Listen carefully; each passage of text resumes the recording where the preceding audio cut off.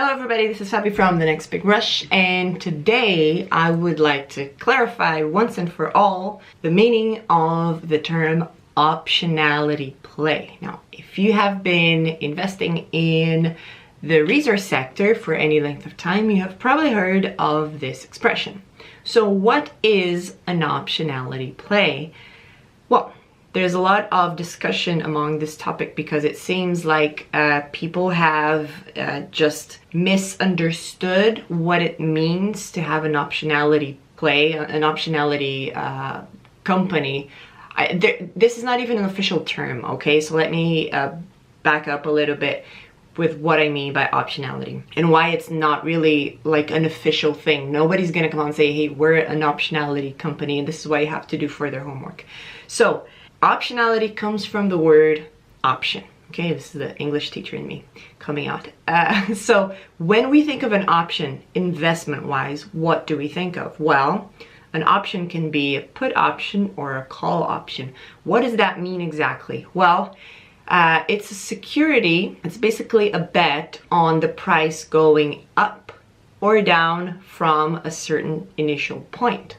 Okay, so let's say gold is today 1300. It's not, but let's just prophesize.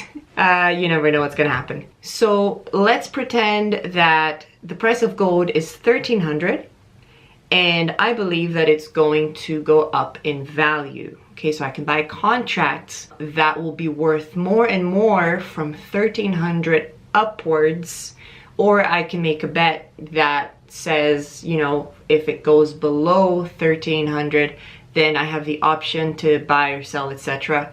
at the price that I'm betting for. Okay, what makes an option an option? Well, it's tied to the price of a thing, in this case the commodity gold, and it's more of a mathematical formula than it is on company management behavior. This is one of the most important items.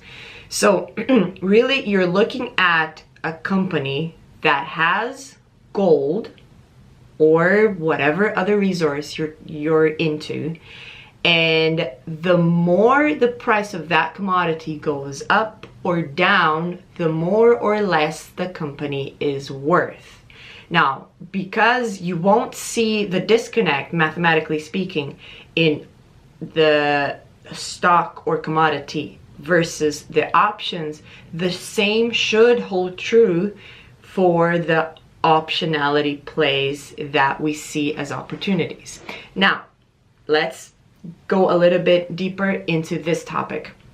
What it means is that, say I have a public company and we have explored for gold, we have found the gold, we've come up with all our calculations and guesses of how much gold we have, how much it's going to cost us to extract it from the ground, and we have that information versus the price of gold. Okay, but I know that my company will only be profitable if the price of gold is $1,400 or above. What does that mean? Well, it means that I have a deposit today that is worth nothing.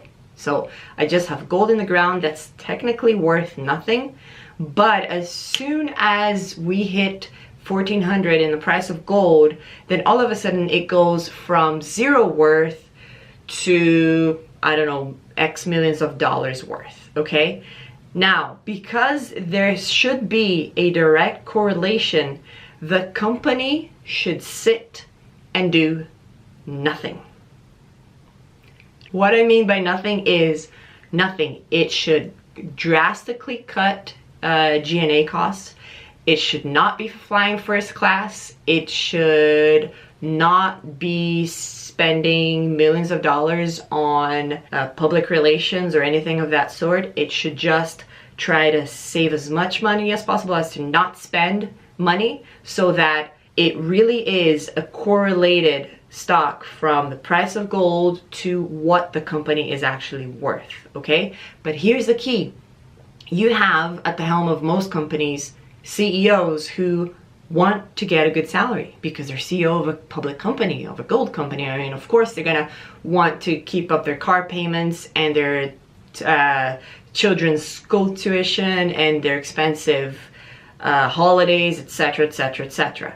So optionality plays are companies which have proven resources that are not yet economical and are willing to sit and do nothing, not explore, because that's spending money, okay? So really, you don't know what you're gonna find when you explore. You're either exploring to add value, or you're exploring to just show that you're working, which is a bad idea. If you have already found the deposit and the sector as a whole is going down, then you have a chance to really buy into those companies and know for sure, fingers crossed, if management is really disciplined, that the stock will go up exponentially with the price of the commodity itself. Okay, this is how I found Exeter. There is also talk of Sandspring being an optionality play. I don't know how management is acting when it comes to Sandspring. There's also, I think, Victoria Gold. Don't know what management is doing there either. So two major things. Think about the word option. It needs to be as close to a mathematical correlation as possible. And the most important factor for that to happen is that management does not do anything and does not get paid very much and does not spend very much, etc., etc., so that you conserve cash and you make your resource really the selling point of your company. Usually optionality plays are really, really, really cheap when we're in a bear market. We have seen some extremely well priced optionality plays that went up in value last year in 2016 and now have come down to a very interesting level. Sandspring is one of them for sure. If you look at just the market cap of Sandspring and you look at what they have, it's really interesting. And as soon as gold goes up, I think that stock in particular is going to go on a tear. I think so. I don't know. Then again, you have to look at management, and then again you have to look at what is the dilution. How is management diluting you out of your position so that the market cap grows without you getting the benefit of that growth? I don't know. So that's it. Thank you very much for watching. If you like this video, hit like and subscribe because there's a lot more coming your way. And if you own an optionality play, please comment down here. I owned Exeter, which I have exited from. I know, lame joke. And I also own GOLD. I was going to say BRI there for a second, and a little bit of First Mining Finance. Two of which I must go back to and make a video about because I think there's a lot of missed opportunity regarding those two companies. Okay, that's enough for now. Take care. Bye-bye.